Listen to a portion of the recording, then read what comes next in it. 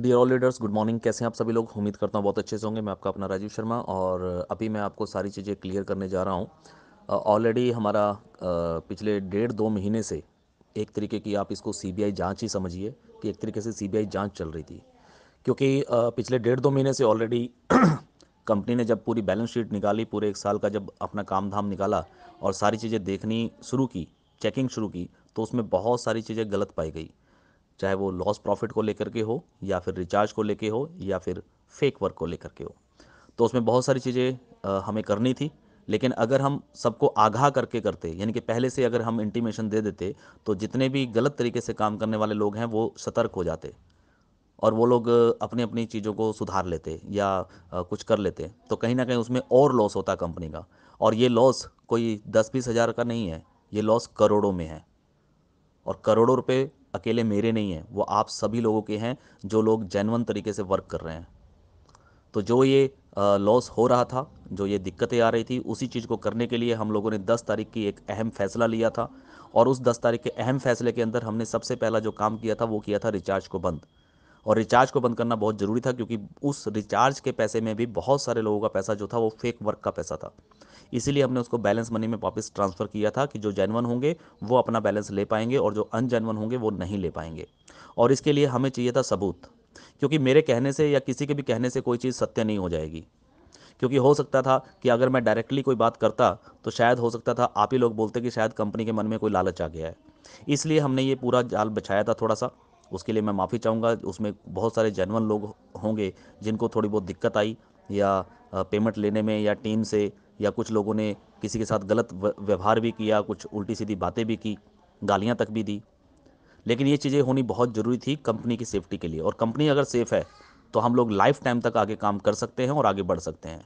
लेकिन कुछ अनचाहे मन चले लोग, कुछ फेक वर्क करने वाले लोग, जो कुछ ज़्यादा लालची टाइप के लोग होते हैं, मैं ऐसे लोगों को इस कंपनी में नहीं रख सकता।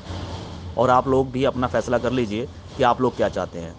क्या कंपनी के अंदर ऐसे फेक वर्क करने वाले लोगों को रहना चाहिए और वो फेक वर्क कर करके कंपनी को ख़त्म कर दें, और जो लोग जेन्युइन तरीके से काम कर रहे हैं, जो एक ड्रीम लेकर के काम कर रहे हैं कि 2024 तक का हमारा टारगेट है, 2024 तक हम यहाँ पे इतना काम करेंगे, इतना पैसा कमाएंगे, ये हमारा फ्यूचर बनेगा, और उन लोगों के फ्यूचर के साथ खिलवाड़ होने दें? क्या आप लोग ऐसा चाहते हैं?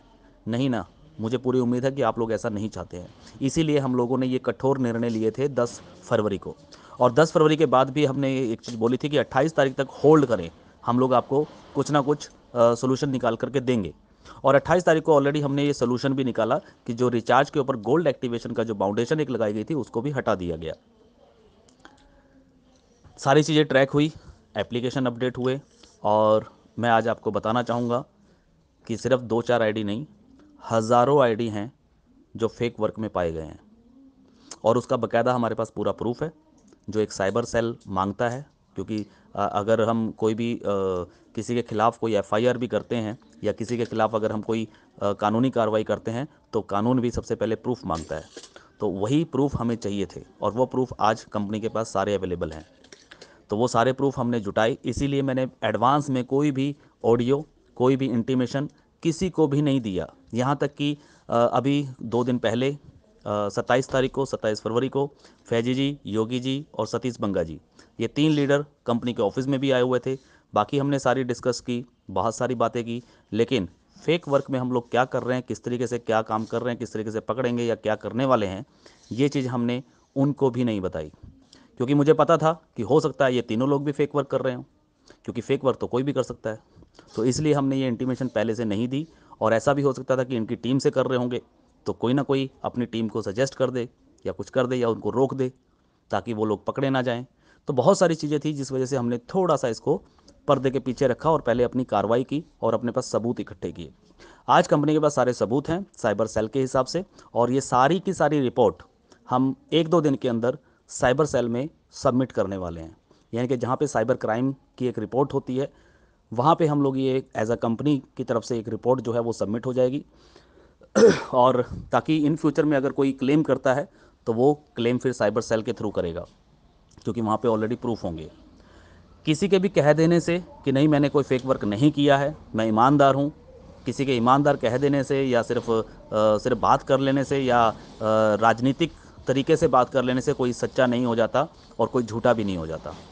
तो सारी चीज़ें जो होती हैं वो प्रूफ के अगेंस्ट चलती हैं। प्रूफ सबसे बड़ा मान्य होता है, और कानून के अंदर भी लोगों को कोई भी सज़ा अगर मिलती है या कोई रिहा होता है तो वो भी कानूनों के बलबूते पे ही होता है। ये भी आप सब लोगों को पता होगा। तो वो ऑलरेडी सारे कानून के हिसाब से हमने जो प्रूफ हमें चाहिए थे, जो हमें साइबर सेल ने हमें बताया था कि अगर आपको इस तरीके से करना है तो उसके लिए आपको ये प्रूफ जुटाने होंगे, और वो हमने प्रूफ जुटाए हैं।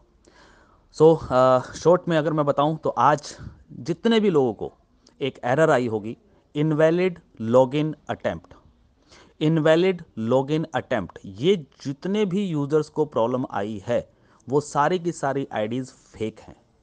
वो सारी की सारी आईडी फेक वर्क कर रही हैं, चाहे उसमें किसी की भी आईडी क्यों ना चाहे एक फ्रेशर हो सकता है वो फर्स्ट लेवल अचीवर हो सकता है वो सेकंड लेवल अचीवर हो, और यहाँ तक हो सकता है कि इस ग्रुप के अंदर मौजूद जितने भी थर्ड लेवल अचीवर हैं उनकी भी कोई आईडी हो सकती है। तो ये सारी सॉफ्टवेयर में है। अभी भी मैं सारी रिपोर्ट वन बाय वन करके नहीं दूंगा, लेकिन फ़िलहाल आप थर्ड लेवल में से अगर किसी की भी कोई ऐसी फेक आईडी है तो वो लोग यहाँ पे बात कर सकते हैं, हम लोग उनको सारी चीज़ें क्लियर करेंगे। सो आप सभी लीडर्स हैं और सभी लोग कंपनी का एक हिस्सा हैं, और मैंने जैसा कि हमेशा कहा है कि कंपनी अपने आप में एक अलग से एक कंपनी होती है, एक अलग से एक तरीके का वो इंसान है, अलग अलग तरीके से वो एक संस्था है जो कि सबका पेट भरती है। राजीव शर्मा कंपनी नहीं है, आप भी अकेले कंपनी नहीं है, कंपनी अपने आप में एक कंपनी है। तो कंपनी के साथ खिलवाड़ अगर कोई भी करेगा तो वो सबको तबाह करेगा, और एक व्यक्ति भी किसी को तबाह कर सकता है। तो किसी की भी बातों में ना आए, किसी की बातों में ना जाएं, किसी की भी राजनीतिक टाइप की कुछ लोग बातें करते हैं उस तरीके की बातों में ना जाएं। तथ्यों पे बात करें, सबूतों पे बात करें, और जब सबूतों पे बात होती है तो वो ही सच्चाई होती है। ऐसा नहीं है कि मैं गलत नहीं हो सकता, मैं भी गलत हो सकता हूँ, लेकिन सबूतों के आधार पे, बिना सबूतों के नहीं। सिर्फ किसी के ऊपर बात रख देने से, किसी को कुछ गलत बोल देने से कोई गलत नहीं होता। बातें होती हैं सारी की सारी सबूतों के हिसाब से। तो आप सभी लोग समझदार हैं, अपनी अपनी टीम को हैंडल करें, अपनी अपनी टीम को पॉजिटिव करें। जो लोग जेन्युइन तरीके से काम कर रहे हैं उनके साथ कहीं पे कोई दिक्कत परेशानी नहीं है, लेकिन जितने भी लोग फेक वर्क करने वाले थे उनको सबको हमने आज बाहर निकाल दिया है।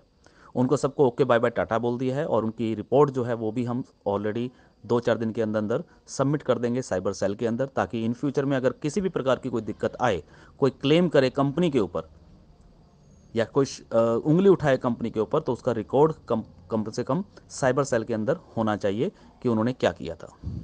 और रही बात कि साइबर सेल में किस तरीके से बनता है, बहुत सारे लोग सवाल पूछेंगे। मान लीजिए आज की तारीख में गूगल पे है, फ़ोनपे है, या पेटीएम है, या और भी बहुत सारी कंपनीज़ हैं, उनके भी ऐप चलते हैं। वहाँ पे ट्रांजैक्शंस होती है, पैसे का लेन देन होता है, बहुत सारी चीज़ें होती हैं, रिचार्ज होता है।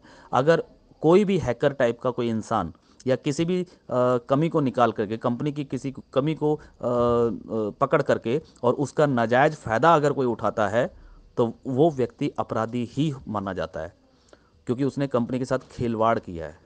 तो ऐसे व्यक्ति को तो बिल्कुल भी बख्शना नहीं चाहिए। बाकी आप लोगों की अपनी अपनी राय है, आप लोग अपना अपना फैसला खुद ले सकते हैं।